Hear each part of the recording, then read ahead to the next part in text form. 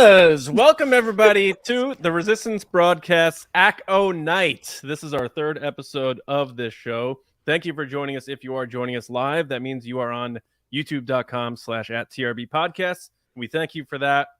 Make sure you are subscribed to the channel, telling all your friends, all that good stuff that Mr. Beast and everybody else tells you to do on YouTube. Or if you're listening on our audio podcast apps, Apple, Spotify, wherever, thank you very much. Spread the word. We appreciate it. Me and Lacey here to talk to you about the Acolyte. And with us are our special guests, brothers in arms in the podcast world for Star Wars, Children of the Watch, Alex and Mac. Welcome to AcoNight. How you doing, fellas? Ooh, we're so excited to be here. We've just been jazzed on, the Acolyte since the episode came out last night. I've been looking forward to this. Just thankful to be here. Doing great. Like, last night, when that episode ended, I knew all day today was going to be a great day. Like, I was so jazzed up on Star Wars, and I'm still riding that wave right into the AcoNight. And that opening, oh my goodness, that got me pumped. Let's go. Every time I come on here, I'm like, we need to do more. I need to step it up. Y'all inspire me. So. Oh, thank you. Oh, we say the same about you guys too. We're like, did you see Children of the Watch? They changed their photos and their name. Like, oh man, So good. Then I'm like, I DM Alex. I'm like, how'd you get Apple to change your profile pic? We've been trying to do that for months. And he's like, all about that meditation. Yeah, we had to hold That's someone right. hostage, I think. Yeah. You have to get a little rough around the edges. But I held up bananas for a reason, and the reason is we're halfway through the Acolyte. Everyone is just spinning with their theories, and there's a lot going on. I have mine. Lacey has hers. Those crossover. I know Mac and Alex, you guys have yours. Alex, I believe you're gonna sort of debut one that you have right here tonight live. So exclusive. There's exclusive. So there's a lot going on. But first, before we get into that, I'm sure a lot of our audience know you guys by now, but let them know where they can find Children of the Watch and what you guys are all about, which we know is having a good time talking Star Wars. But go ahead, fellas. Yeah, so you can find us, Children of the Watch, a Star Wars after show on Apple Podcasts, Spotify, or wherever you listen to your podcast. And then also you can follow us on X, Instagram, and now TikTok at COT Watch. We're over there on social media, and a lot of fun talking to you guys, getting to know everyone. I think there's a lot of crossover between our two podcasts, so familiar with a lot of your audience already, I think. So, that's where we're at. And then, Mac, is there anything I'm missing? We have a voicemail box you can call into. We do voicemail hotline episodes and stuff like that. So you can find that number on our socials and all that. But yeah, we're just having a blast with the Acolyte so far, doing our breakdowns, hearing everybody's theories and everything from the wider public, and we're just having a blast. Yeah. And you guys manifested going to the premiere. How was that? That was an insane whirlwind. It was like we got the invite really, kind of late, and we rearranged our entire schedules to be there and everything. And it still kind of feels like it didn't actually happen. I don't know. If you guys look great though. But good. We did.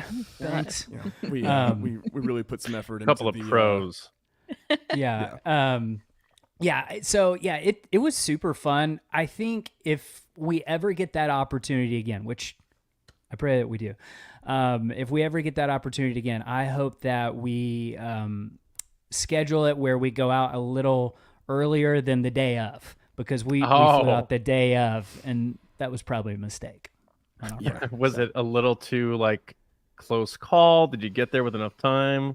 Just exhausting, I'm sure. Yeah, it was more of we were running off of 3 hours of sleep from the previous day, so it was it was a lot. Yeah. Awesome.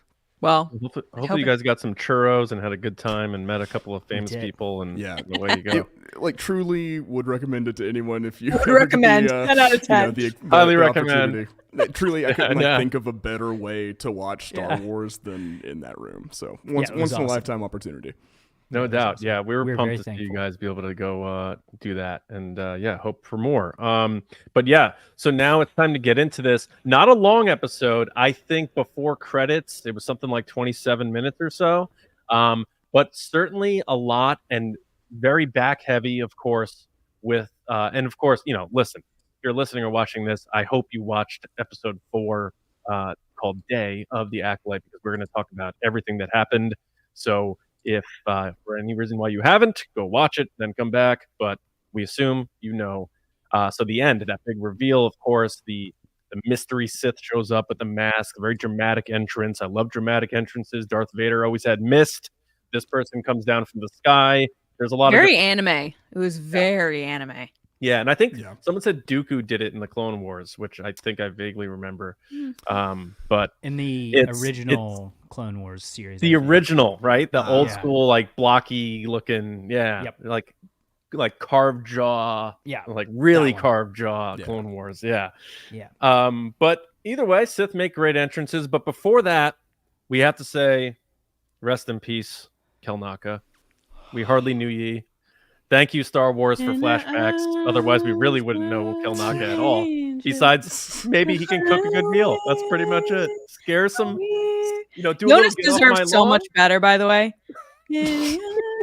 Pour one out for our dead hook. Our Time dead to make Wookiee. Solo 2 happen. Yeah, time to make Solo 2 Yeah. happen. He's free. He's freed up.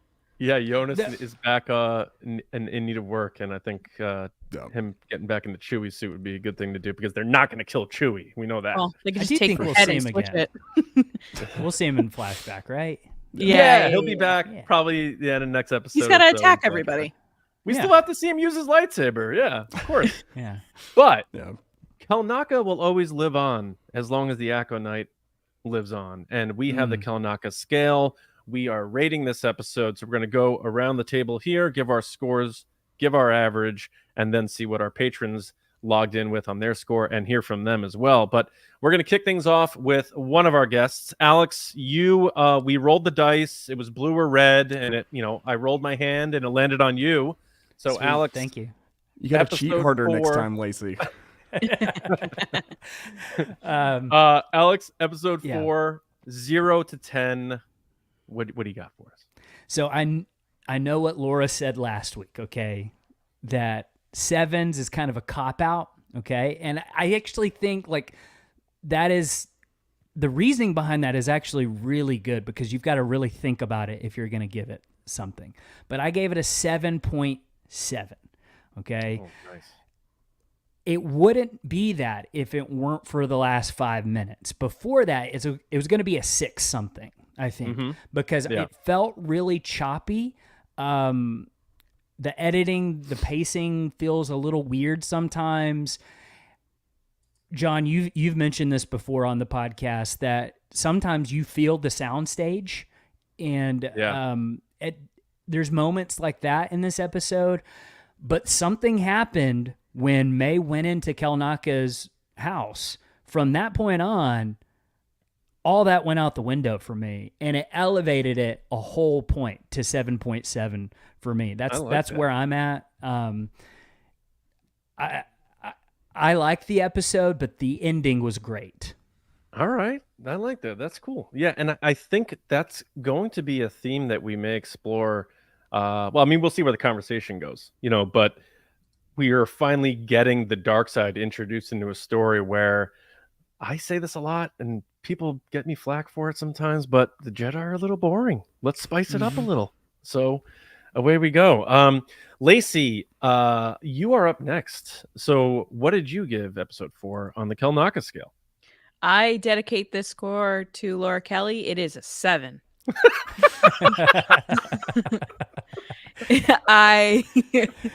The Laura rule. I go back to last week if you don't understand. It's okay. Yeah. No, I picked 7 because it was a solid episode. I think in the second half. The first half was a little over the place. There were a lot of moments that had me thinking, what's going on here, which we'll get into. But the moment when May is in Kelnaka's hut and the lighting goes from day to night as she's standing there, oh my God, perfect. I loved it. And that was when I was like, oh, this is getting serious. And it did. So that's why I gave it a 7. All right. So the second half saved it, or the last chunk saved it. Yep. Yeah. I agree with Alex. If it didn't have that, I'd be probably at like a 6 or a 5. Yeah. That's like when people go to see a band, like, oh, I'm going to go see, I don't even know, like the band Lit or whatever. And you're like, you pay like $15 to go see them at your local club, and like they don't play the song, the song, and then at the end they finally play it and they shoot off like some confetti, and you're like, oh, that was a great show, man. Yep. Like Journey. That's episode 4 of the Acolyte. And you're like, yeah. Or Journey. Absolutely. I don't know who Love Lit Journey. is, so I said Journey. I was at a wedding in Tampa, nothing to do with anything. I was at a wedding in Tampa last weekend, and my buddy comes up to me, just drunk, pie-eyed, and he was serious. He's like, I need to request a song. What should I request? And I go, you know what'll drive people bananas? They'll never play this. Request Don't Stop Believing by Journey. And he's like, that's great. So he goes up to them and they're like, we don't play that. We don't play that. And then at the end, of course they play it because every wedding plays it. At the end to get you out. Yeah. So he looks at me from across the dance floor like an 80s like movie, like Judd Nelson, and he's like, yeah, they did it. I'm like, dude, you did it, man. Like, he's got to go to more weddings. He doesn't realize. But it's either Don't Stop Believing or Closing Time. That's a good one. Yeah. That just makes me think of who does that in The Office? Is that Nard Dog uses Closing Time, or is that Michael Scott? It's got to be. It's got to be the It Nard could be Dog. either. I could see either. I feel like he plays it like on his guitar. I feel like that's a scene, but it's later in this or a banjo. Seasons. Or his banjo. Yeah. All right, Mac, we gave you enough time to stall, change your score. I don't know, buddy. So we got a 7.7 from Alex. We have an even 7 from Lacey. Where are you at with episode 4 on the Kelnaka scale, pal? So it's weird. I'm actually going to be coming in below everybody so far. Not by much, but I'm going 6.7 for a lot of the same reasons that everybody else has given. I loved all the content of the beginning of the episode. I think that the character dynamics that are being deepened, I'm into all that stuff. Love Keimer. We're gonna have to talk a lot about Keimer, but yes, like I loved all the content, but the craft, the technical side, pacing was a little off. Things were a little chunky. Dialogue was a little rushed feeling sometimes. Yeah, but then again, I have no complaints about watching the episode at all because the end was phenomenal. Like I loved all the content in this episode, but just it's not the most well technically crafted one, I think. I gotcha. Yeah. All right. So I'm coming in with, I think this is my highest score so far for this show, 7.5. Definitely back heavy. Like the end put me over 2. So Alex, you almost took the words out of my mouth. Like I'd say maybe even close to a full point score up by that ending, because you get the chills and souls turning around slowly and him dropping back behind Osha like some kind of horror movie. It's the violin. It was scary. Yeah. Yeah, it was terrifying. I was legitimately because they put you in the point of view of the Jedi. So you're looking at Osha and past her. So that was the good part of the direction of this episode. Was they put you right into it so that we're not seeing it from above or the side. We are seeing what they are seeing, and it adds that element of the fear. Yeah. So I thought that was a great execution there. So I'm at a 7.5. So collectively, out of the 4 of us, that puts us in at a 7.2 on the Kelnaka scale. If you're watching on YouTube, there are those wonderful, healthy, alive Kelnaka faces for all of us out there. I love the 0.2 on there. That's like a sort of an ear maybe, and we're not really sure. But Mac was about to say something. Oh, go ahead, Mac. Oh, I was just going to ask, are we... Alex and I are kind of the opinion that Wookiees don't wear clothes, but if they do at one point wear clothes and then choose not to after that, they're naked. It's weird, right? That's what I said. Yeah. That's weird. I said weeks ago with the promotional posters, I was like, so he's been wearing robes this whole time and then goes naked, and they put him naked on the posters, but in all the trailers he's wearing robes. So now he's naked. Yeah. And I knew it's because marketing's going, hey, it's Chewbacca, right?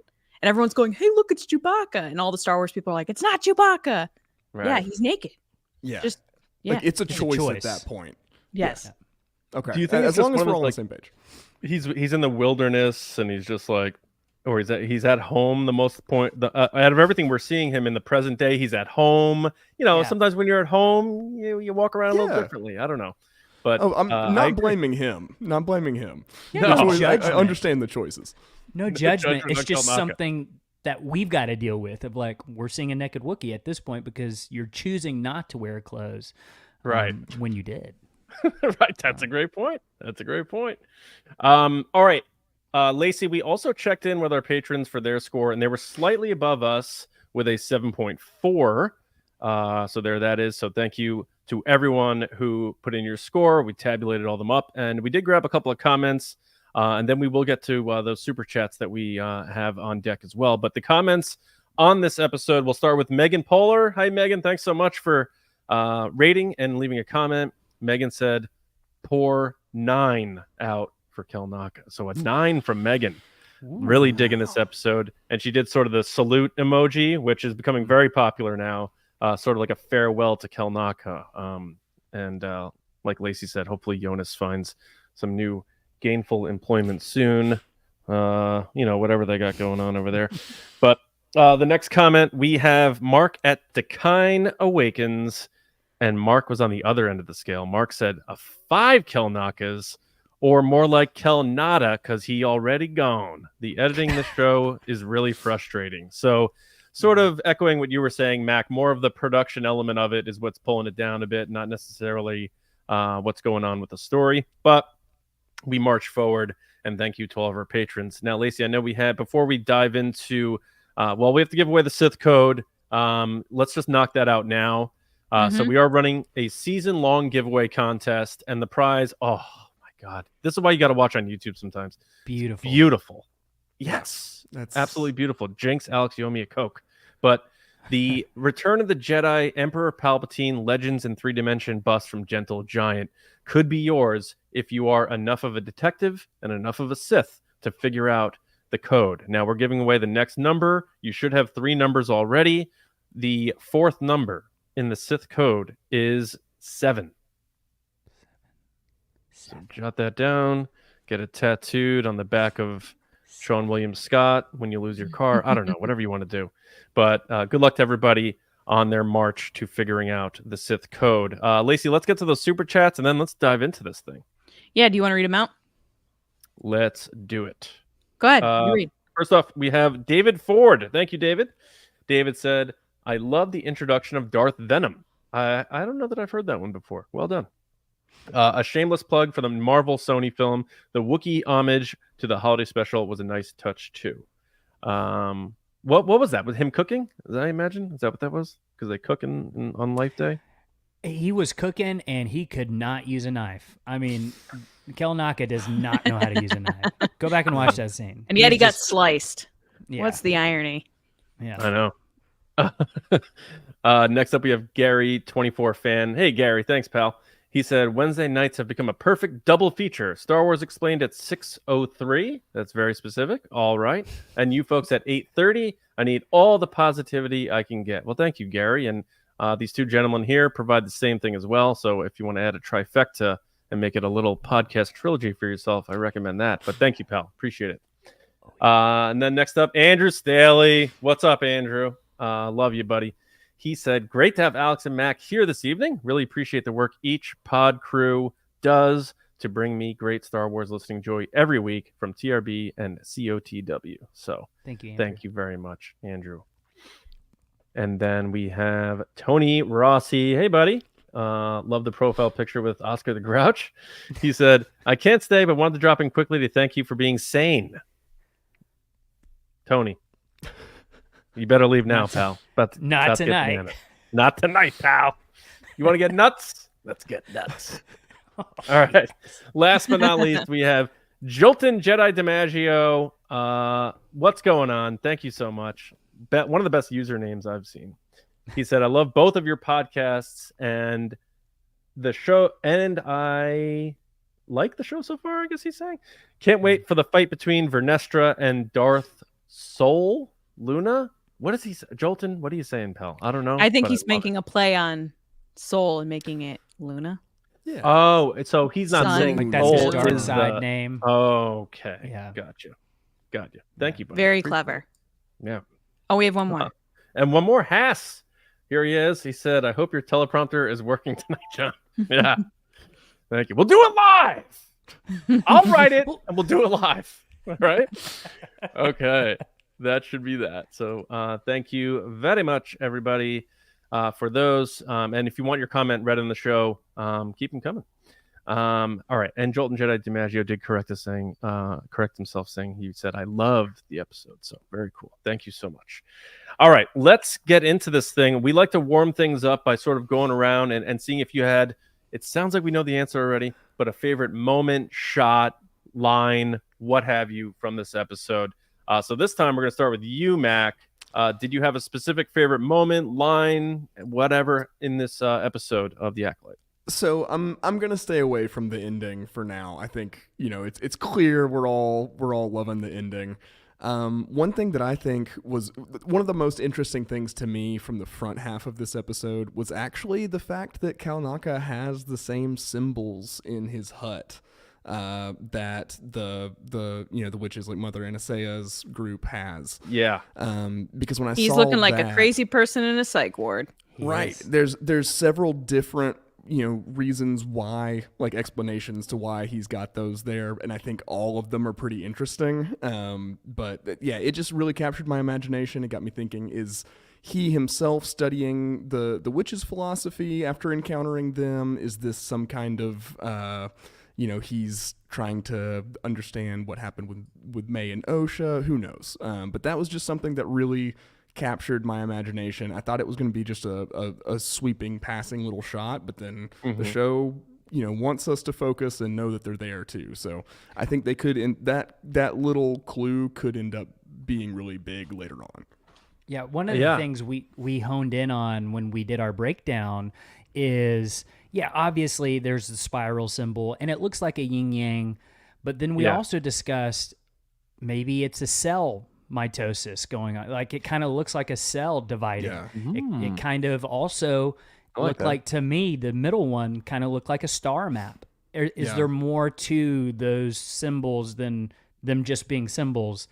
That's where we get bananas. That's where we bring the bananas out. Oh. But yeah, that just kind of captured my imagination, got Alex and I speculating this morning.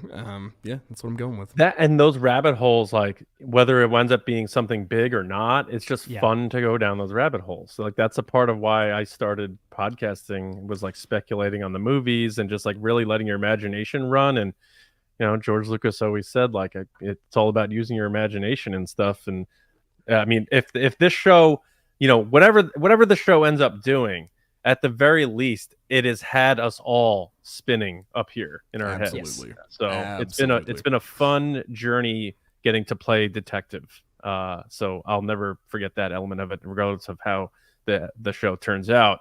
But yeah, that is definitely a cool moment. Thanks, Mac, for that. Alex, how about you? I know you sort of showed your cards already, and that's totally cool. But by all means, I'm going to do the same thing Mac did, because I mean, we're going to be talking about this ending so much, and I mean that's the crux of the episode. But I on the rewatch, when I was taking my notes, everything that stood out to me was Keimer and his discussions with May, and what I think is him pretending to be this fool, and he's actually not. He's actually, there's moments when he's having these conversations with May where he's catching himself not saying something and then remembering, oh yeah, I'm playing this role. And so I got to say it this way. And I really love all those moments, because I'm pretty sure, and we'll get into this, that the ending is told to you throughout the episode. Like I'm pretty sure that bag Keimer's carrying around everywhere, that's got some stuff in there.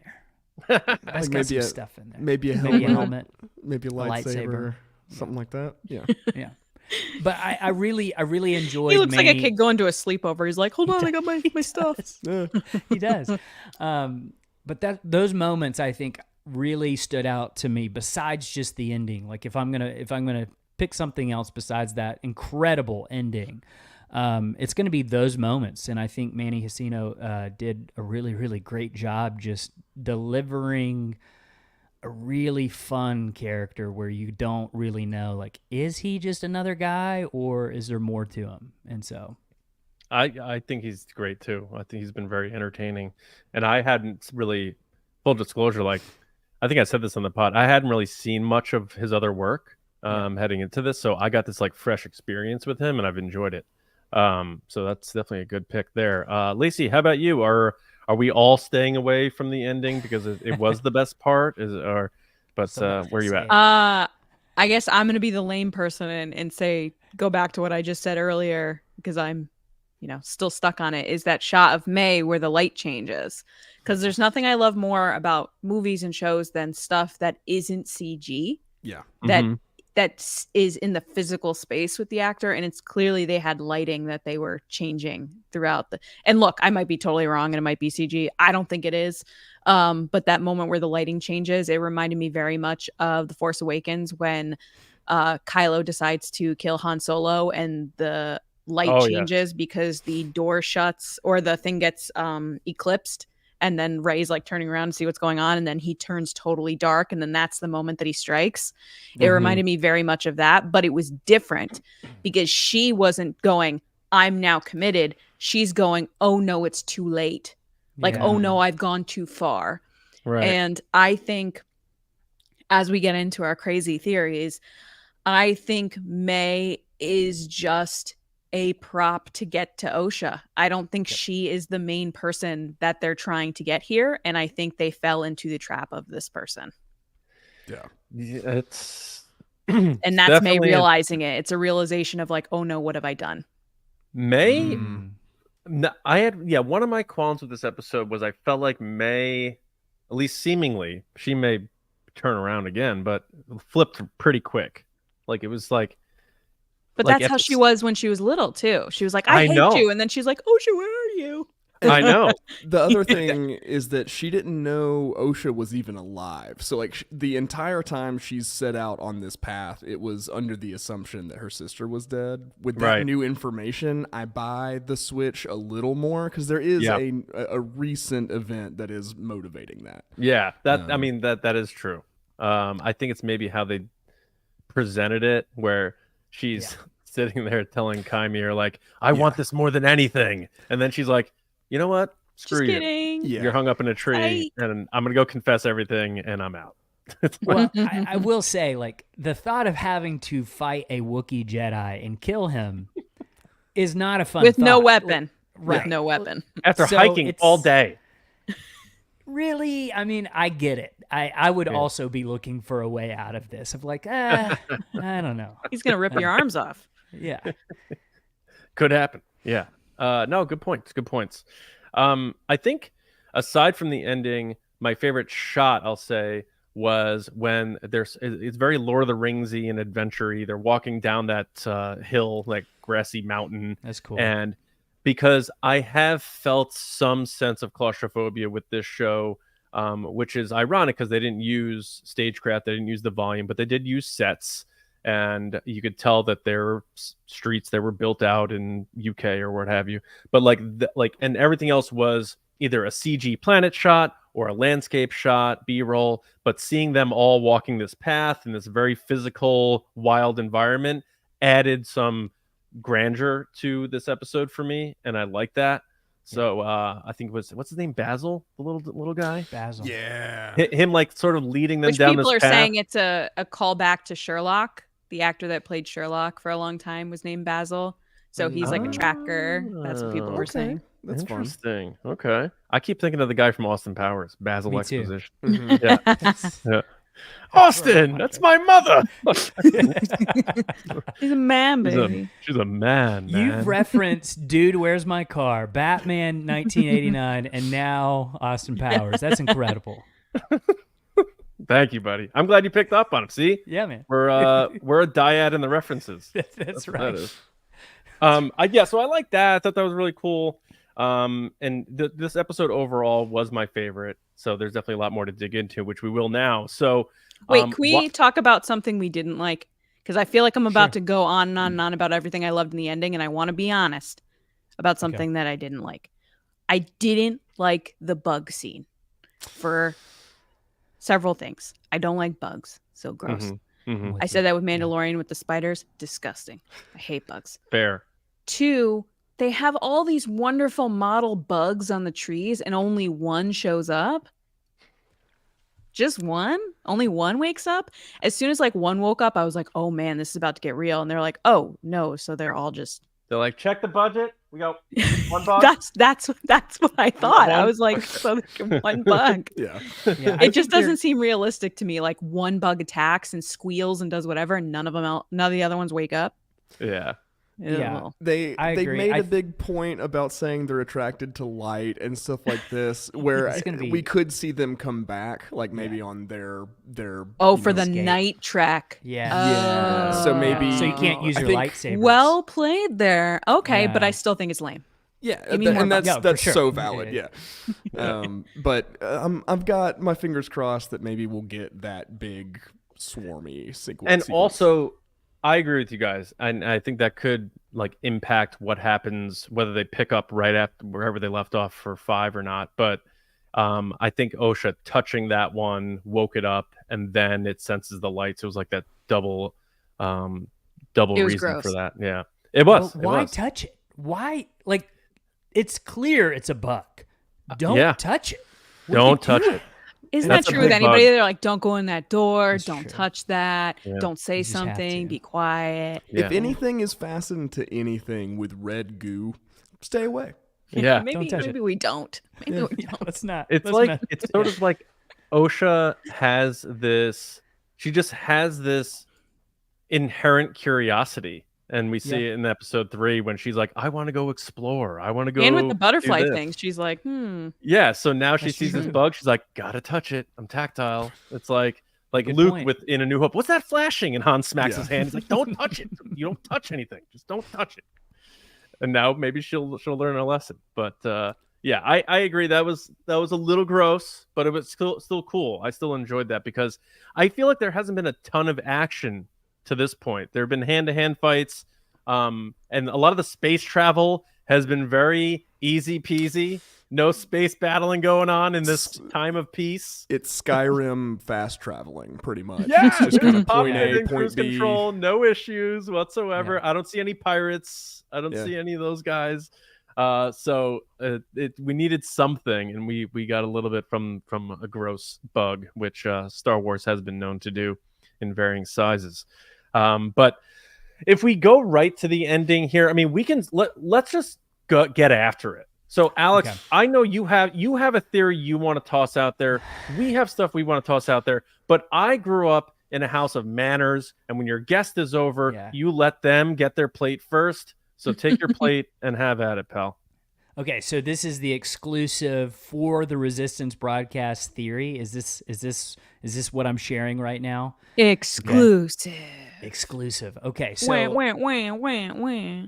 most popular Jedi on X today was Coyote Mundi, right? Like most popular guy on X. I didn't know people liked him so much. I'm gonna be honest. Ooh, I don't. I'm gonna go on record right now. I'm a hater.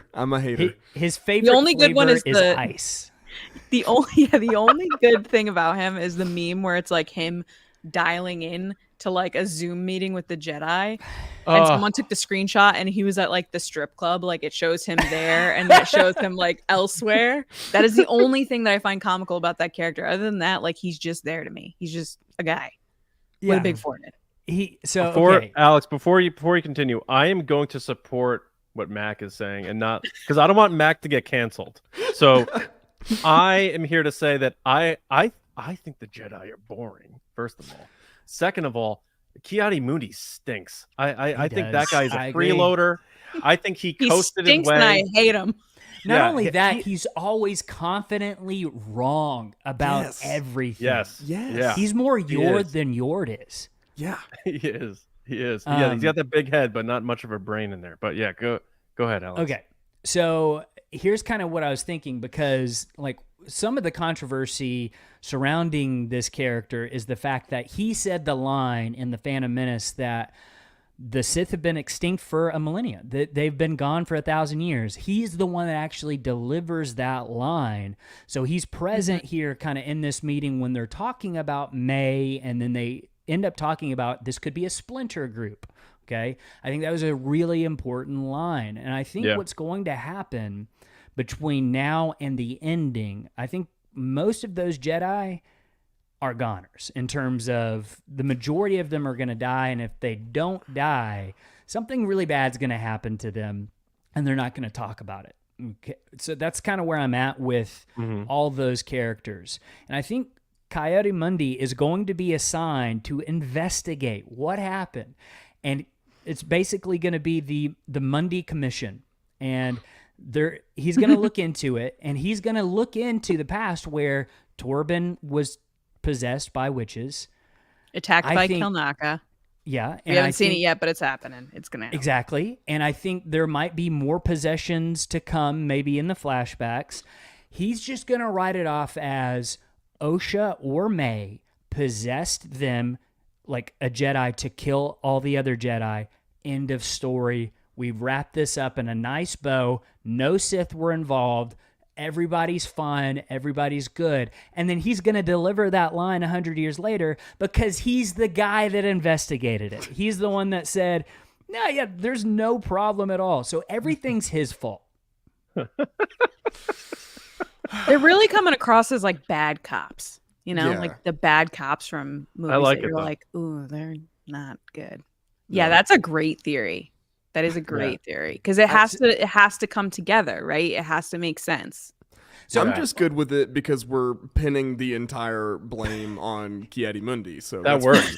That plays. Yeah. Well, I do think that the possession thing was brought up for like they didn't just possess Torben to show us that they could do it. That's going to play into the plot somehow. Agreed. And it might be a way to kind of explain where the Jedi think maybe another Jedi just got possessed and did this, and it wasn't a Sith.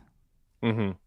Yeah, that could be. I think we're definitely going to see another flashback because we saw stuff from the trailers we haven't seen yet. Obviously, like we were just mentioning, Kelnaka fighting with his lightsaber, him versus Torben. The May perspective, people are expecting her point of view from when she does her test, how that went compared to Osha's, because we see her go in, we see her come out, we don't see how that went. There's a lot more for us to see, and of course, what happened to the witches. There's a fire, but none of them appear burned. Soul said, "I saw explosion where fall. they scream. There's a big explosion where they scream when both girls Osha's scream underneath." And Soul said, "I saw her fall. No one could have survived that," which leads to something we've been sort of pointing at, Lacey and I, and we've been feverishly texting back and forth to the point where it's like, hey, can I just call you real quick? Because all of a sudden you look at if you're an iPhone, you look at the blue, it's just like all over your screen. You're like, we got to get on the call here. And our thought now is there's clearly still something going on with Kymir. He knows too much to not have some level of involvement here, but he may potentially just be another acolyte. We are starting to think that we have been thinking this has been weeks. That Indara actually is the Sith and the masked Sith, and we'll go over our reasons why. But Lacey, I know you have a couple you want to refresh because we have talked about it in private. We've not acknowledged things here and there, but go ahead with yours, and I certainly have mine, and we want to see what the Children of the Watch boys have to say. Yeah. So admittedly, after I watched this episode the first time, I called John and was like, yo, Kymir guy is the bad guy. And John was like, what are you talking about? I was like, he was just sketchy the whole episode. He's giving me Professor Quirrell vibes from Harry Potter since like episode 2, where he's like bumbling, but like Palpatine was a nice guy and then was like doing all this shady stuff over here. And then she hangs him up. And then you never see him again. And then the guy shows up and you're like, oh, that has to be him. Specifically when he walks up to, and I know everyone's going, wasn't he just talking about Indara? I'm getting there. Don't worry. So he walks up and I immediately was like, oh, he gets super close to Osha, just like he did in episode 2. It has to be him. But on a rewatch, there were so many things that pointed elsewhere. And here's why. 1, I do think he's sketchy. And I think I already said 1. Anyway, 8, I do think he's sketchy and I do think he is involved. But I think someone's above him. And as John said, I think it's Indara. Here's why. There are several moments throughout this episode where Master Soul stops. He stops what he's doing and he looks to the woods and he looks haunted. He looks uncomfortable. He's like, what's going on? To the point that Osha's like, are you okay? And he's like, it's nothing. It's nothing. No one else noticed. I think it's because he felt Indara's presence in the force in the forest. There's another moment at the end when the Sith shows up and floats down from the sky, anime style.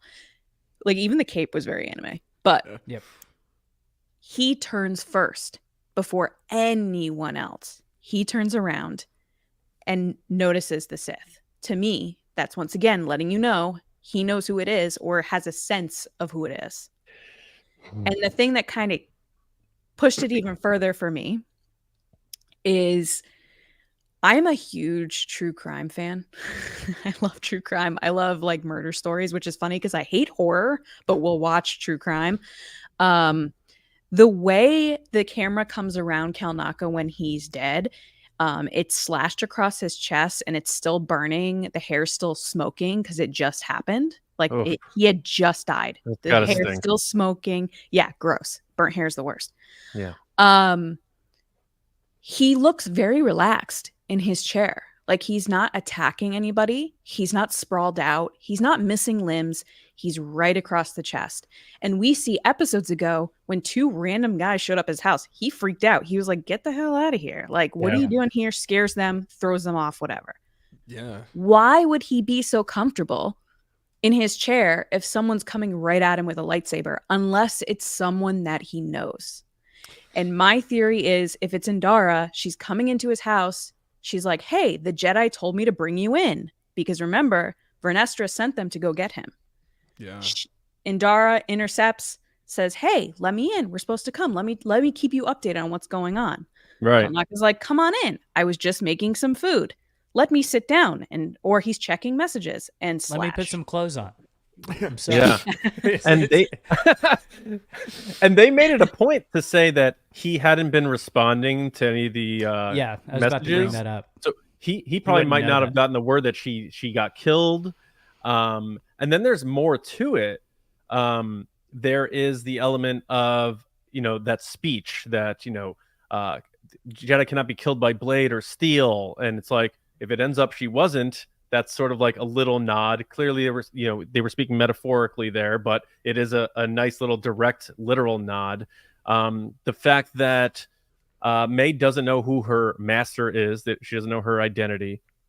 When Osha was being tested, Indara, and there was all these elements of Indara's character up to this point where I'm like, this is so weird. Like, I don't understand why this Jedi's acting this way.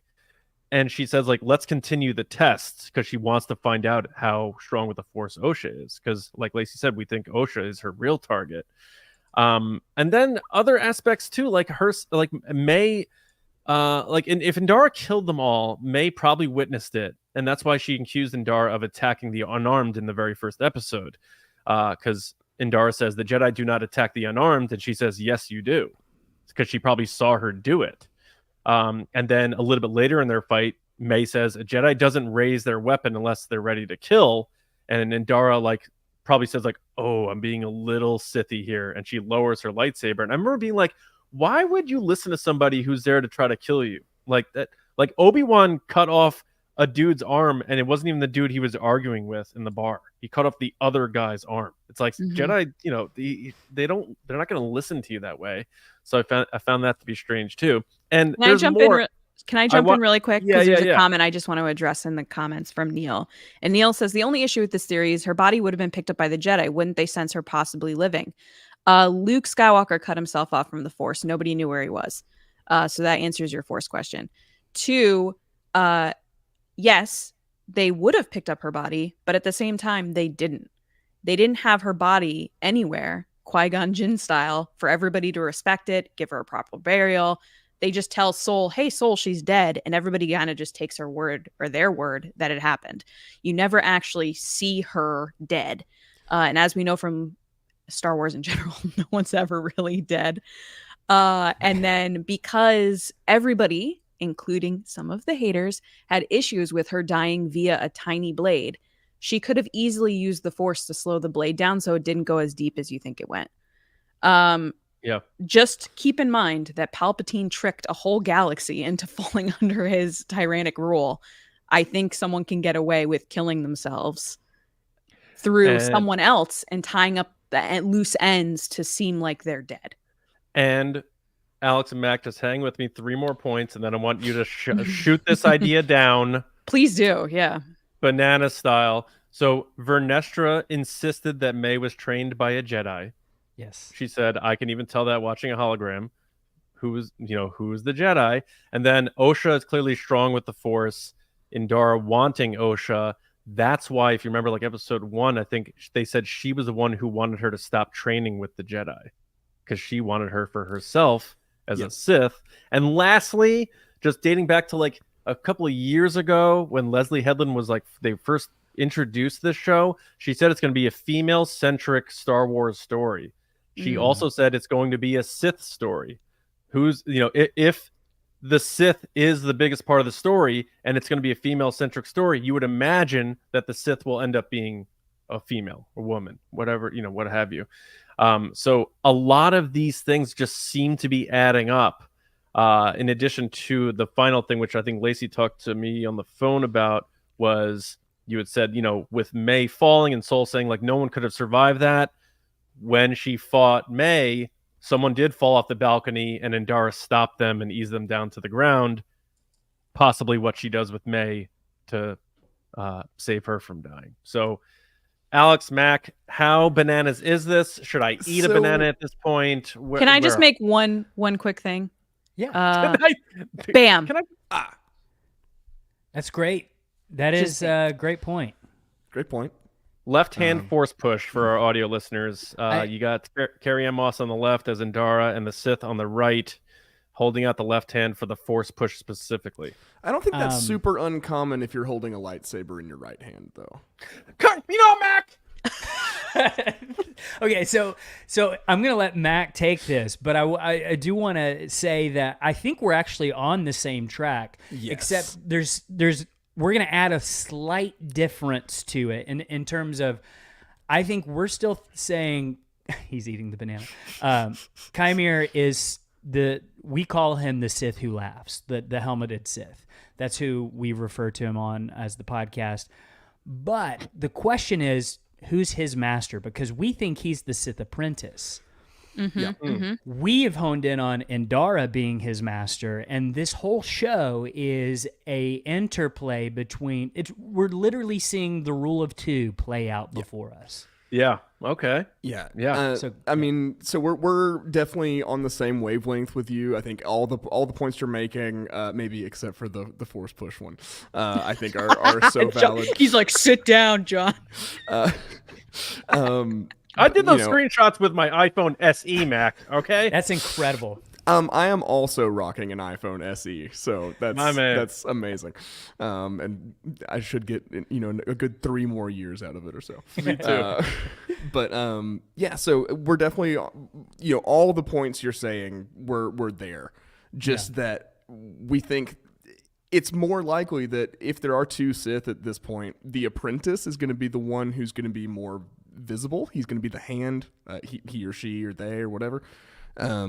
Like they're going to be the hand, they're going to be the enforcer, they're going to be the Vader out in the world, the one that is actually going up against the Jedi. The master's going to be the Palpatine in the shadows, pulling the puppet strings. So that's kind of why we're thinking, Chimere.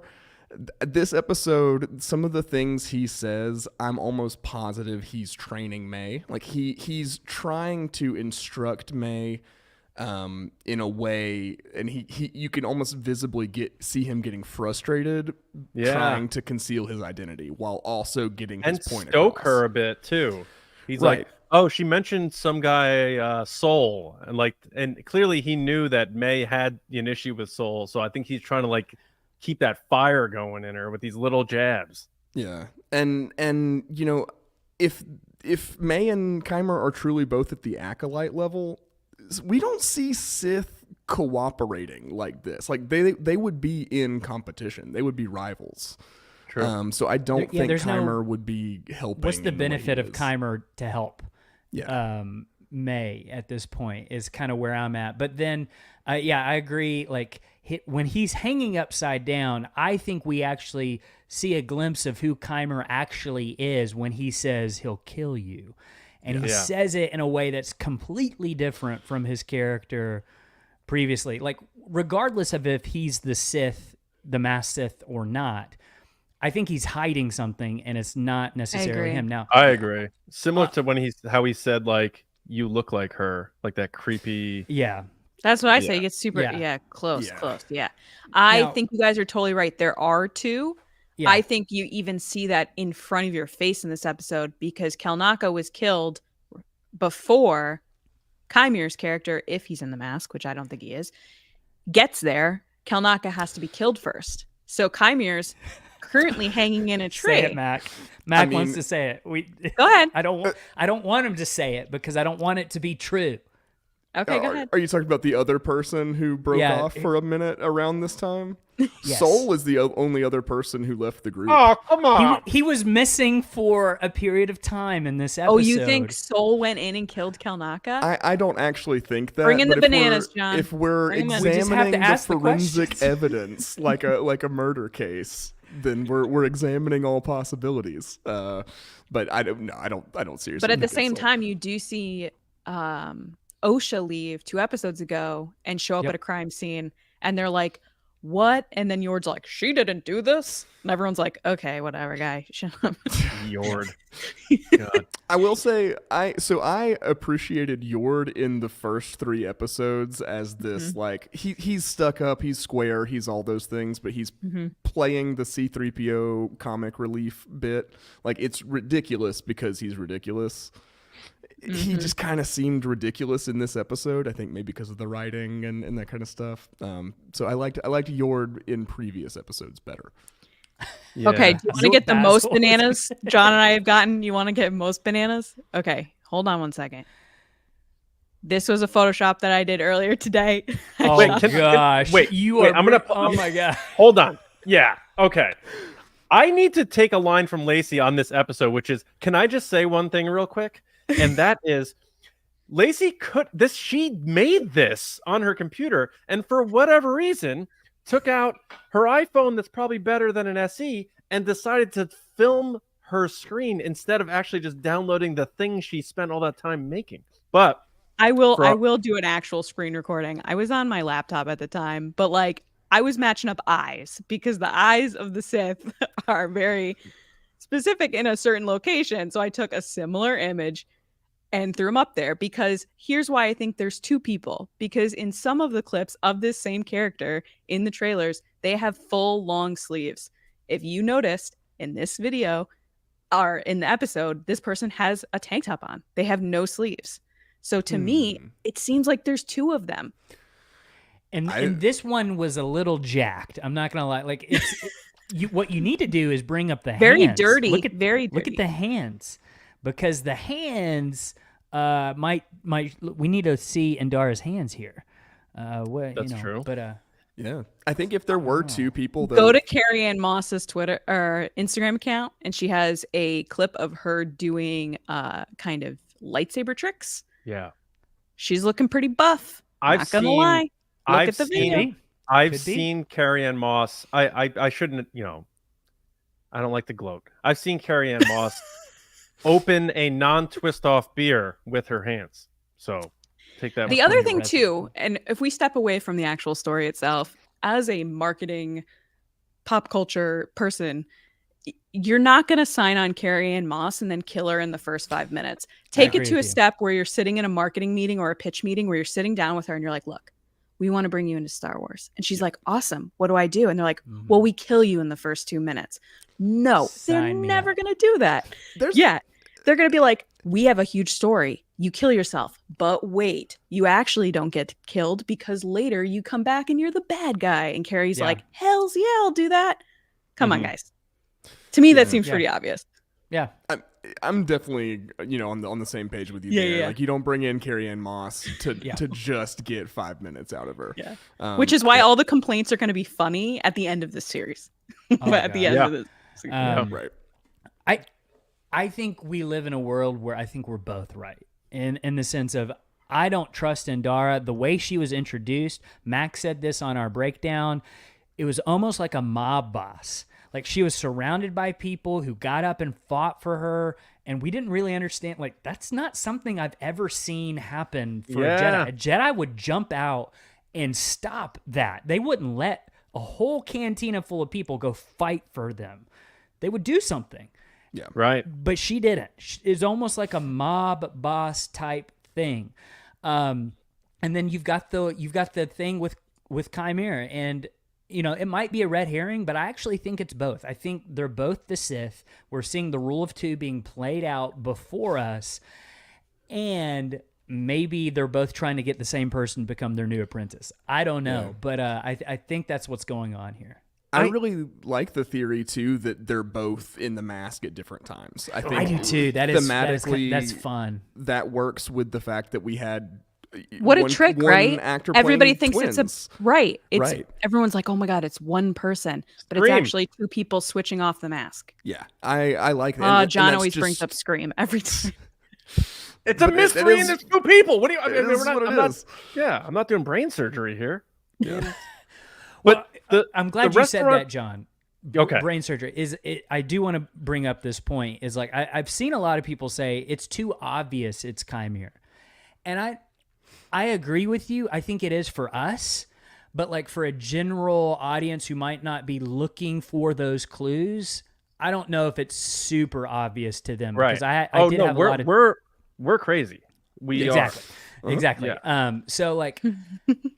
I don't necessarily think it is super obvious if it is Chimera, if he's the Sith. But honestly, both of those characters, they should be at the top of your corkboard. That's who we're circling as detectives. We need to bring these two people in and have a conversation because separate rooms. Yes, right. Because there is something going on with buildings. Separate buildings entirely. Yeah. Which the other question too is, what did the Jedi do? I quote tweeted Star Wars the other day because they were like four Jedi caught, and I was like, what did they do? And I was like writing in caps because it's like, what did they do? It's traumatized so many people. People quick. Died. Yeah. Before we destroy the legacy of the Jedi, the whole the whole Indara thing. I also have like the most bananas thing ever that I told Lacey. I never say let me test this out on you first and do it on the show. Usually we just do it on the show, but this one I was like, this is really stupid, so I gotta let her know about this first. But her being in that bar or restaurant or whatever, if she is the Sith, she can sense May. She knows where May is. It's sort of like being like, let me do this in public. So I have all these witnesses seeing Jedi Master Indara getting murdered. So they cross. So then they don't need the body because people take saw her it off happen. the pegboard. Yeah. This is really, really stupid, and I will be upset actually if the three of you don't actually delete me from my own podcast at this point. Okay. But so Indara, it's embarrassing to even say this, but if it ends up being right, then 1 in a million, like Fusili Jerry. But Indara is the only thing that is an anagram of Indara is the word Radian. And you know how in Acolyte, the logo, the O is this ring. It's this circle. It's clearly standing out. It represents something. We saw it up in the moon with the different shades on what's the planet they were at with the witches? Brendok. You know, they're clearly isolating this as this ring, this circle, this thing that binds. You were saying like the symbol Mac on Kelnaka's walls. A radian is the angle that is created when two radiuses shoot off, and it's the the equidistance between the two. And it stems from the center of the circle. If Leslie Headland is that big of a nerd that she's like, I got to name this character, but I want to be clever about it, she takes this angle from the center of the circle, mixes up the name, and names her Indara. I am saying that is complete lunacy. It's complete bananas to the point where Lacey is taking me off the screen. No, I was showing the logo that you were talking about. I know. Showing the circles. Yeah, so there's the circle. That's just a little cherry on the psychotic speculation that I do around here. And my apologies also to our audio listeners. Before, Lacey's video that she put up was Indara blending into the helmet, transforming into the helmet, matching up the eyes, because you see an eye, which is very weird because usually you don't in Star Wars. Which will be on social media. We will get that up on social media, of course, but a better version. So roast me away. I know that's stupid, but I had to get that out there, guys. It's not stupid. I accept your theory, and nothing's stupid. I lean into it. I encourage you to keep pursuing it. We keep our tinfoil hats pretty close by when we're recording, so you're good. Yeah. All the tins and the foil and the hats. I mean, there actually could be something to that. I mean, your grammar lesson a few weeks ago, and now your math lesson this week. There could be something to it. There could be something. Well, to it. So here's the thing. Do you guys still think the person in the mask that we've seen is just one person? Is it Chimere, or do you think it's two? Like, I'm still thinking at this point it's just Indara in the mask, and that Chimere is a little like a step below her and more of on the level with May. If I have to pick, go ahead. If I have to pick one, I think it's Chimere in the mask, and then Indara is hanging back in the cut. But I'm kind of leaning that they're sharing the mask, or they have two. Okay. Oh man, it's just I just had a thought. Oh, go ahead, Alex. Yeah. Get those bananas out, John, because what if? Okay, this is crazy. What if the Sith we saw at the end, the one that's been training May, is Indara? Okay. But the Sith that we saw at the end of this episode was Chimere pretending to be that Sith.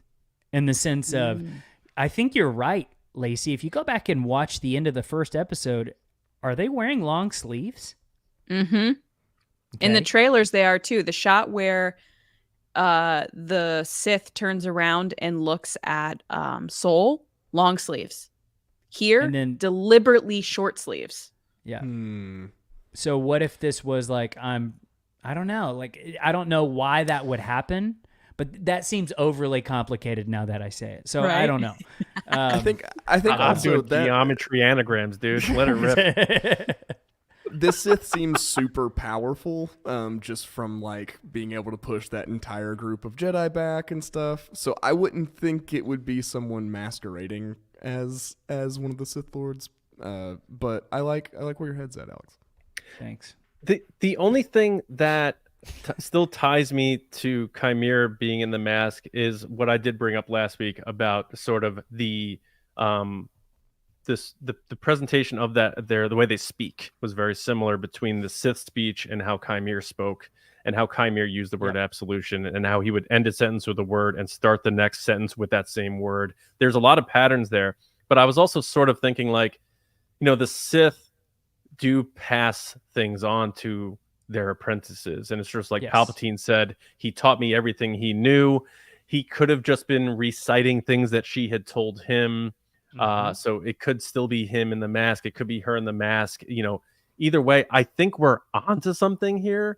And I'm not saying we're necessarily the first to think this. I think a lot of people are thinking all sorts of ideas. Like before this show came out, I was like, that Yord guy is weird. I bet he's the guy. You definitely. And now we just realized he's just like some Boy Scout who's like, I love being a Jedi. I just wish people respected me more a little bit. I'm steaming my clothes it, again.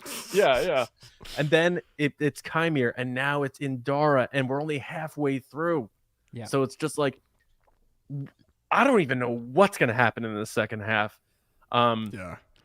It's like my mind is like a tornado. It's crazy. Yeah. We do have some super chats. Do you want to get to them? Yeah. Yeah. Okay, cool.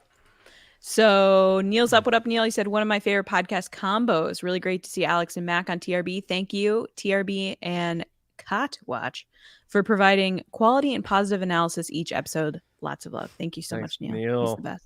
Cot Watch is actually our other podcast. We review cots, We love other cots. beds of various sizes. It's not as popular, but it's a labor of love. We say COT watch, but you do you. I thought it was you guys went out for the premiere. You got a hotel room, only had the one bed. Yes. And Mac went down to the lobby, Last minute. keep his eye out for a cot. Yeah. So that you guys didn't have to do head to toe, whatever, I was on the Cot Watch. Yeah. You were on the Cot Watch. Literally. Clearly, we're That's what happened. with Children of the Watch. I said Cot Watch because I don't know how to read. You're all good. Anyway, No, you're Cal's good. up. Cal Beckworth, what up? He said, thanks for the super chat. He said, enjoying this episode. I hope next week's episode isn't a flashback. The show is best when it's in the present time. Daphne Keene needs more screen time. Agreed. I think everyone Should be kind of great. agrees that based on the titling of things, it's been like justice, revenge, blah, blah, blah. Yeah. Day, clearly next episode's going to be night. Night. It would You would stand think. to reason. Yeah. Yeah. But I agree with you, Kyle. I really hope it's not a flashback. That's the worst. That's another minor gripe I had was I don't know that the friendship or relationship, whatever it might be, between Osha and Jackie is earned. Like when she the arrogance of Osha to be like, "Are you gonna miss me?" It's like you guys spoke for like 3 minutes. Daphne Keene did say she played it that way, though. She I played know it as that, kind of like but a it's- flirty. But to me, it's Those like what the nerve. Like if you talk to you spend Mm. very little time with somebody, then you're like, "Are you gonna miss me?" Like I don't have the stones to say something. You like say that to everyone that comes on our show. Do I really? Did I say that? I never said that. Only these guys. When we I get love up how there. I love how he had to take a second, being like, "Do I?" I do not. No, absolutely. Is Stubby this an one. actual criticism? I don't know. Stubby one is up. Thanks for the super chat. He said Sith kills everyone, including May. Takes Soul body and Osha Jedi show up. Think Soul was master and ran away with Osha. Sith never revealed. Oh, so Stubby one's on the Soul train, if you will. Of Soul being the bad guy. I don't like that. I don't want I don't that. either. So I love Soul. One Me of my too. favorite Jedi, right there, kind of next to Qui-Gon. That's my favorite Dude! archetype of Jedi. So Yes. Which is what he Yeah. based it on. Yeah. yeah. So I'm definitely, I don't want it to be Soul. But Yeah. I do think we all need to keep room within ourselves that Soul could have done something terrible. I don't think Yeah. he's a Sith, but I think Right. we could find He's out got that some maybe guilt. he seems guilty. He's very intentional about his relationships. He seems overprotective. He was crying. Why was he crying? He was crying with May. Why is he crying? Unless he felt bad.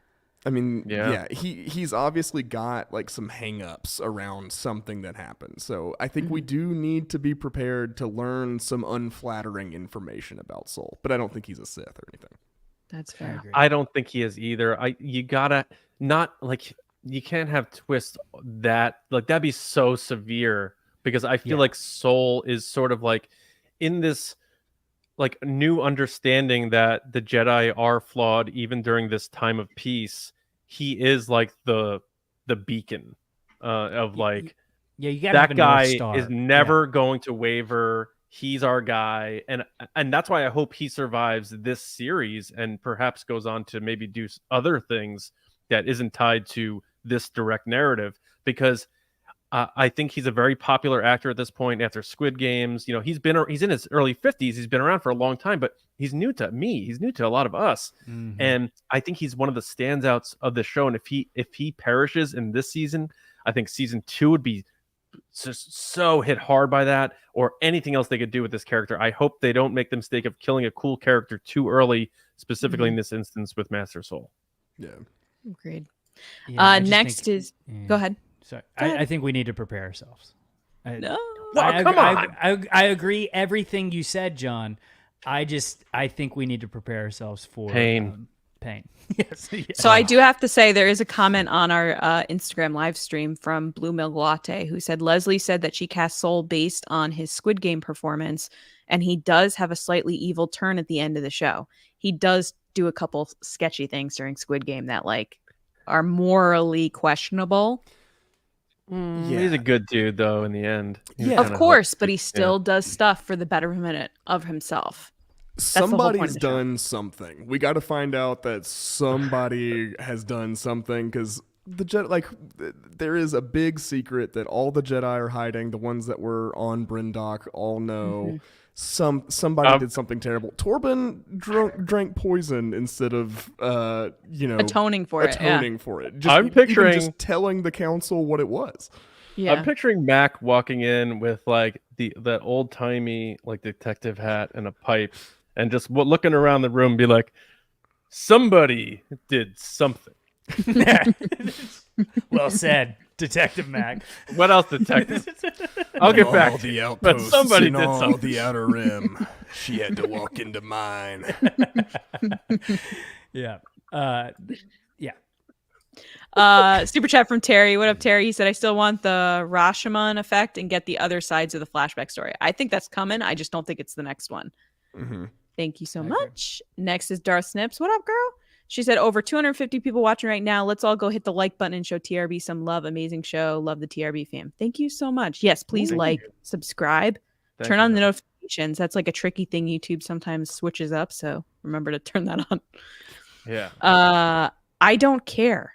Oh, this is nice. I'm not even going to answer this. I'm just going to, but thank you for your money. I appreciate it. Thank you so much. You're the best. Wait, I want to read it in private. Hang on.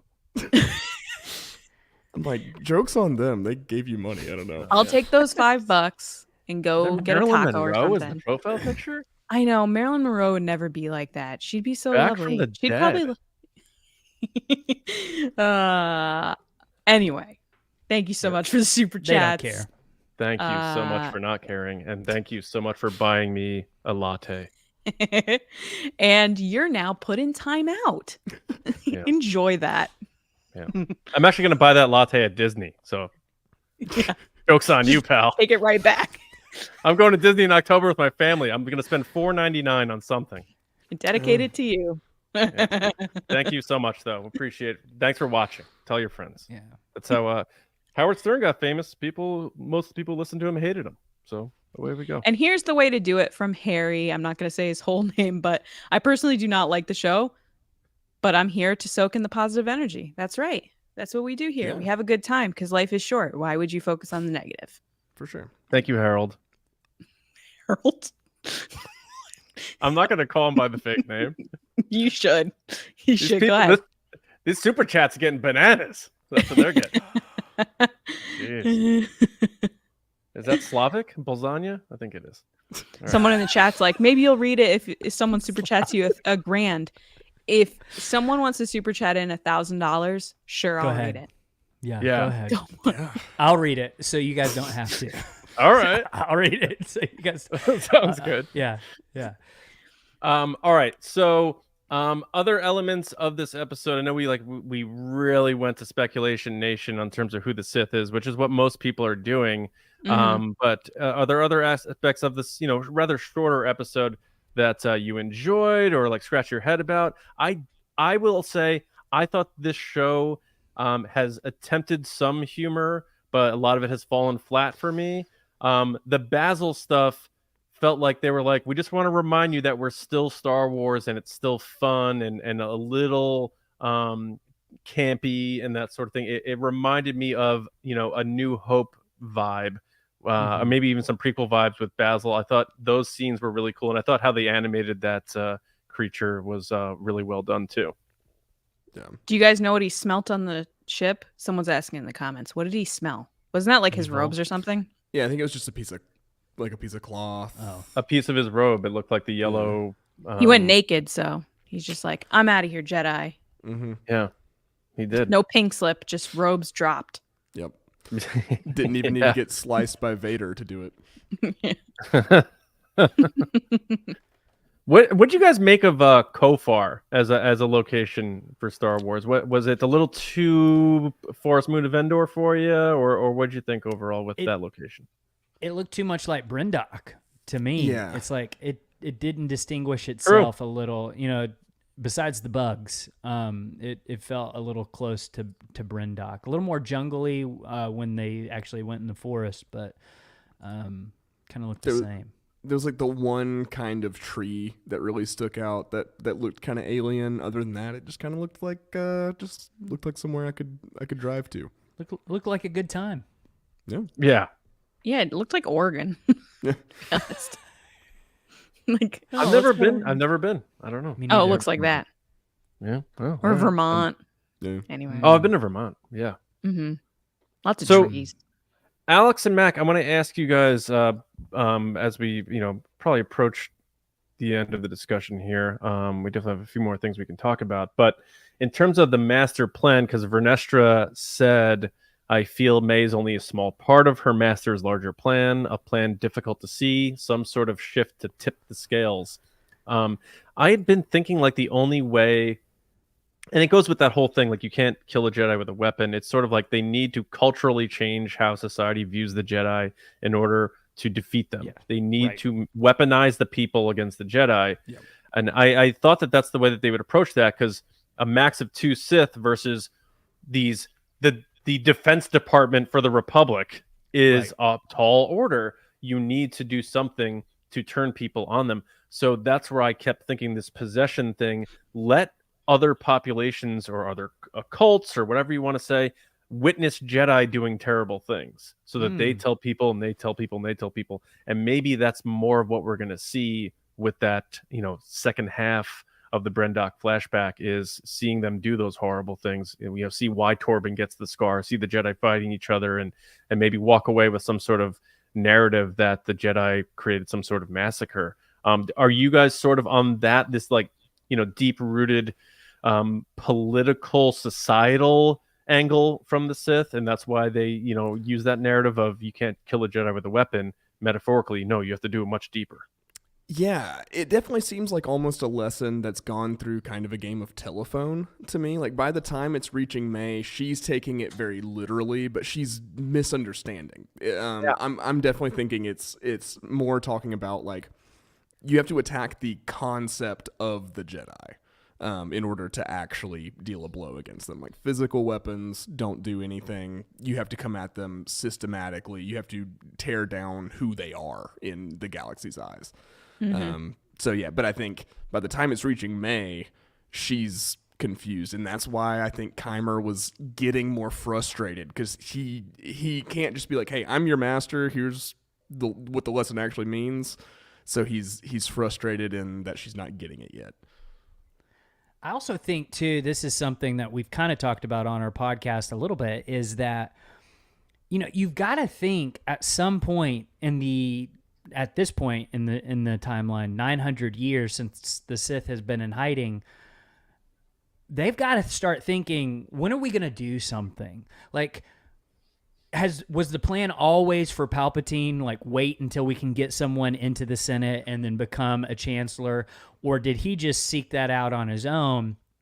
At some point, I feel like the Sith maybe got a little trigger happy and thought, now's the time.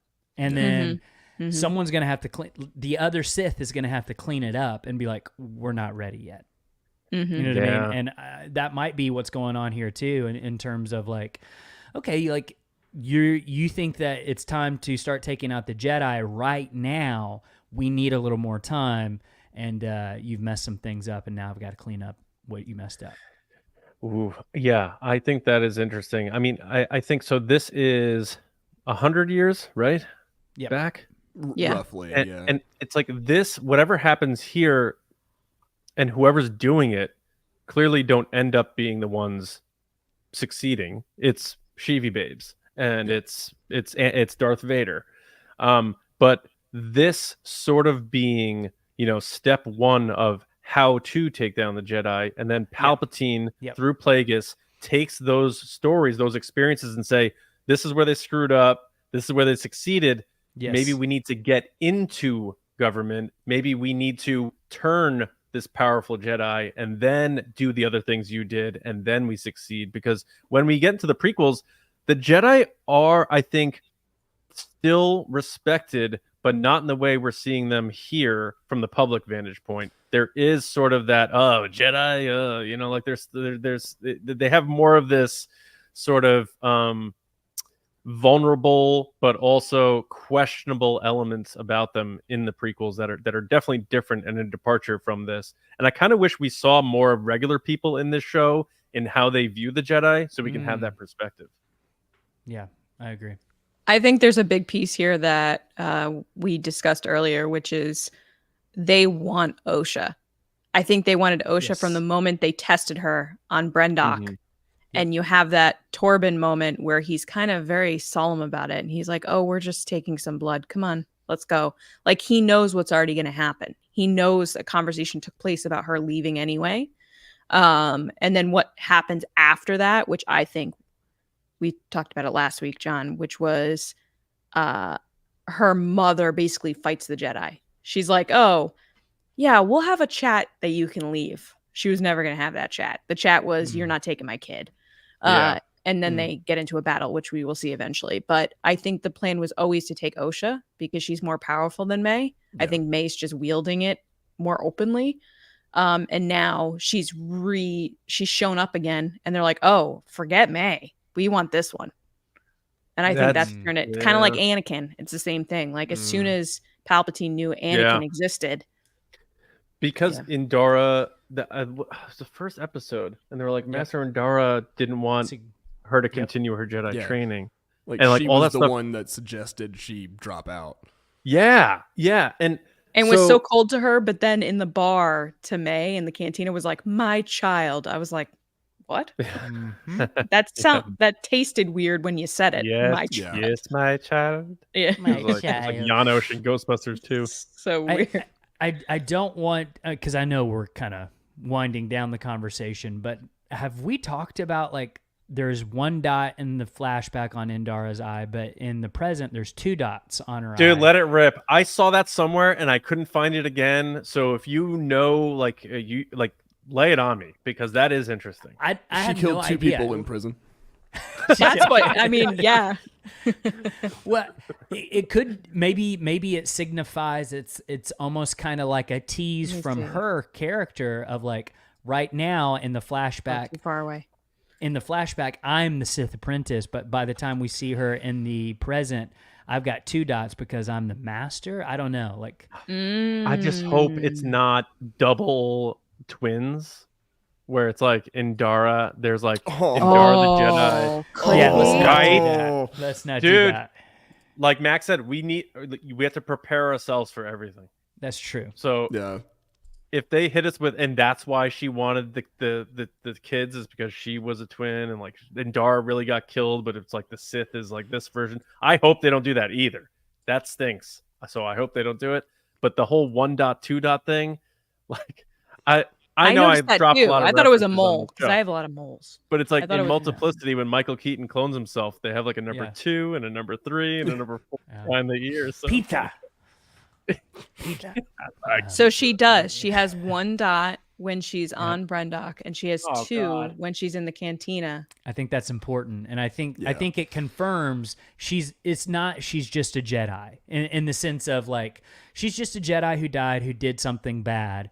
No, I think there's more information about her, and that might be an important thing. Yeah. Let me see if I can. Man, I gotta go look at that now too, because I saw that somewhere. It might have been. Did you post about that? Did we? I don't even remember. I saw it somewhere. It might have been on like Reddit. I don't know. I don't really go on there, but I saw it somewhere, and I was like, that is really interesting because I did not see that.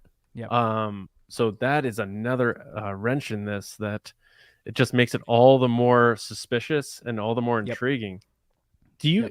Let me ask you guys this: do you think in episode 5, do you think the Sith take Osha and leave the Jedi scattered in there, or do you think there's more of this fight happening right there on Kofar? I think we'll see a little bit more of a altercation take place just as the episode opens and everything. Like, we'll get the back half of that interaction. But I think it's pretty clear the Jedi seem a little bit outmatched, honestly. Yeah. I think they'll probably retreat. I wouldn't be surprised if maybe the Sith get Osha, but then the Jedi have May. Now that May, May, and so then we have this unlikely team up of May and the Jedi to get Osha back to stop the Sith. Yeah. Because I think just everything thematically we've been doing about like light with the dark, good inside of evil, evil inside of good, all that kind of stuff. I think that, would fit that theme. What? Oh, sorry. Yeah. I totally agree with you. So here's the 1 dot when she has bangs, and then here's the 2 when she dies. Oh my God. You see that? Go back to that second image. Look at that face. She's like, did Keimer really put you up to? Are you serious? Right. Like, But look we're at doing the this right knife now? isn't all the way in. Yeah, So- I agree. Yeah. John, not to put you on the spot, but I know you had an incident at your house where someone might have broken their nose and there was a ton of blood. Look how much blood's showing right here. Don't you think there'd be more blood if she was stabbed super deep or like Especially Through her in heart. the heart. Yeah. Yeah. There's just a little dribble. And Also- also, she's got like layers on. Yeah. Like Mhm. there's She some sort of Sith Kevlar operation happening here. And maybe I that's also- part of why she's so upright and so stiff when she's in that fight. That's true. I also think that the Sith can project things into your mind that might not be true. Wait, Mm. what? Yeah. Like she thinks she sees the knife go through her chest, but it's not. Oh, that's spooky. Yeah. I mean, Mm. Well, then we can't trust anything we've seen, basically. I think at that point, there's no reliable narrator for this series. Like, yeah, That's true. Exactly. that's absolutely Oh, true. jeez. Which is them cheating for the sake of, preserving the mystery. But I really think, we're at we're at halftime with the Acolyte, but I think we are onto something with some tangible evidence here. Yes. And I'm glad you guys are on board with that too, because it could have been it's still a very entertaining show with us combating ideas, but I liked what you guys have brought to the table, and I feel good about the things that we have found. And in the end, like I was saying, I don't think this is going to end up being my favorite Star Wars show. And depending on how the twist goes, I don't know if it's going to be one I rewatch a ton. Who knows? It depends on how it plays out. But I really earnestly have been having a blast playing Columbo and being a detective. Yeah, it's been fun. And doing this with you guys, like I had a rough day at work. My wife broke her nose last night. We went to the hospital. And so the fact that I'm like laughing, having a good time. This is what it's all about, guys. Exactly. And we didn't even give this episode that great of a rating, but we're still having a good time. yeah. We're still having a good time. And it's not hard to do that. So if you It's surround not. yourself with the right people like Alex and Mac, and what we're trying to do here at TRB, and you can still have a good time talking Star Wars. Mhm. And Alex will blow you a kiss. There you go. Yeah, I mean, Guys, any other things you want to toss out there on this episode? I don't know. I could talk about the Acolyte for hours and hours and hours. This actually is shaping up to be one of my favorite of the series. It's the Nice. one I've been looking forward to the most. And Yeah. I'm just really enjoying how fresh it is and how novel it is. It feels different than anything I've seen in the galaxy so far. And I'm so into the ride. Yeah, I'm with you, John. I don't know if it's going to be my favorite. I think that, it all kind of depends on how they land the plane. Yeah. I think how we will remember the show is by its ending. And if they land the plane, it's going to be a really I can't wait to go back and rewatch and see all the clues and stuff. If they don't land the plane, we'll deal with that when it happens. Yeah, but, exactly. But so far, I'm pretty confident that they are going to. It seems like they do have an idea of where they're going. This isn't just like random things that they're doing. Like they know how to tell a mystery story. So I'm pretty confident that they're going to land the plane. Yeah. So I've been enjoying it too. And John, what you said, I couldn't agree more. we approach on our podcast Star Wars, we're here to have a good time. Like, sure, there's things that always in everything that maybe I didn't love that part, or maybe they could have done this better, but I really don't have a lot of interest just focusing and honing in on that. Like, I'm here to talk theories and speculate and have fun talking about Star Wars. I know that's what you guys are about. That's what we're about, and it can be done. I think this episode was an example of that. So we appreciate you guys helping lead the way in that, because it's fun to talk Star Wars. Yeah, I mean, you guys too. You guys are crushing it, and I couldn't be happier, because we need more voices like that aren't necessarily going to say like this was 10 out of 10 and everything's 10 out of 10. It's like giving your honest opinions, but doing it in the right way where you can still have fun with the things even you don't like. Like we're sitting here making fun of things and laughing about it instead of like just being like, oh, I hate it. Like there's way like there's like life is a pest at times, and this stuff is supposed to be the fun, the entertainment. It's entertainment, and that's how we got to look at it. So you guys are leading the charge in your own way too. So we're so happy for you guys to be here with us. I know we have one more super chat, Lacey, and then we'll get this thing on the way out. Yeah, so we have a super chat from Stubby1. What up, man? Thanks so much. He said, I'm behind Soul, not Sith. Soul, dead body, and body taken to coming Jedi. He was the master. What? I think he wrote an edit. Sith Soul. Oh. Okay. Behind Soul, not Sith Soul, dead and body taken to convince the Jedi he was the master is what he's trying to say. Oh, Yes. He doesn't think that he's the Sith. Got it. Thank you. Thank you so much. And I do want to say, because I didn't get to chime in, these guys are the best. And you should go follow them. I put Lacey, stuff in you the said chat. I was the best. You've told me I was the best before, though. You're all right, John. Who is it? You're all right, John. No, these guys are great examples of having fun with Star Wars and no doubt. Not, loving it to a point of having an extreme passion for it, but not taking it so seriously that you're putting other people down. And I find that being very important. They support others throughout Star Wars community, which is always great. We do the same thing. And they're just really good guys. They're really funny. Thank you. And they're doing a great job. I love them. Yeah. Well, thank you all so much for Of having course. us. Like, this was a blast. Again, I've been looking forward to it. I love seeing like our audiences mix and stuff. Yeah. Love when people show up, on our stuff saying we're here from the Resistance broadcast and that kind of stuff. So we get the same, man. So yeah, it is very cool. And I posted the Hulk Hogan Macho Man handshake, and I just like that type of stuff. I think is fun. Yeah. It's okay for a macho man to use the full spectrum of emotion available. The Sith rises to the top. The cream of the crop. All I think about is I got you for 3 minutes. That's all I care about. Bonesaw's ready. Bonesaw is my favorite part of Spider-Man. Lacey, we have another super chat from Stubby1. He's trying to get his point across here. He said, convince, not coming. Oh, okay. Thank you, buddy. Thannks. Appreciate it, man. You're the best. Appreciate it. I'm sorry I keep messing up your points. I feel like he's like, Lacey, stop reading my super chats. I'm so sorry. Yeah. Well, we want to thank everybody for listening, watching, being a part of TRB. It means a great deal to us. We hope whether you're loving or liking or not even liking the Acolyte, you're enjoying our show and having a good time with us every week when we talk Star Wars here. Don't forget to check out our new podcast, Nerdy and Nice, where we talk about things outside of a galaxy far, far away. Still very nerdy on Mondays, because Mondays are for the nerds. That's on its own feed, so just look up Nerdy and Nice and subscribe.